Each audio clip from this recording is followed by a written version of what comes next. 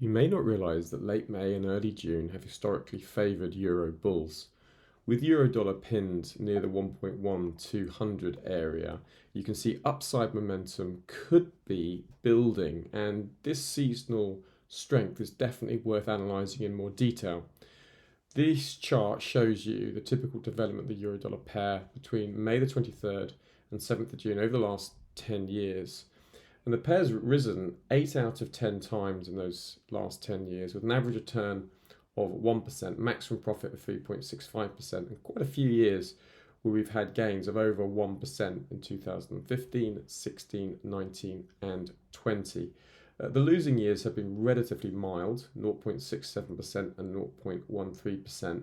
And the maximum drop has still been marked even in years where there's been a significant rise. And you can see falls of nearly 1% in 2015 and 2016, even though the ultimate seasonal pattern was gains of 2.86 and 1.24%. So there are some macro tailwinds that could be building here. The seasonal tendency aligns well with recent macro dynamics. Euro's been resilient despite a modest downgrade in the first quarter GDP from 0.4% to 0.3%. Industrial production is surprised to the upside.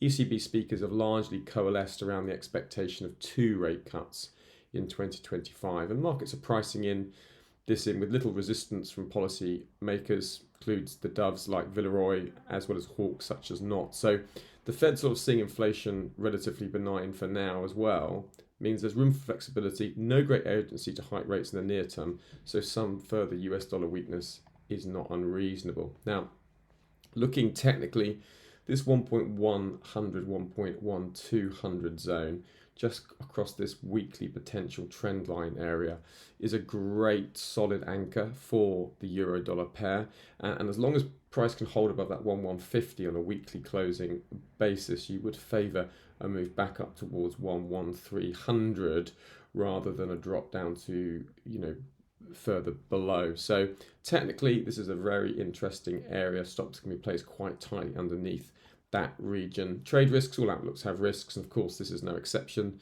The euro dollar will remain sensitive to shifting US inflation expectations and Fed rhetoric. Surprise upside in US CPI or soft eurozone data could stall bullish momentum.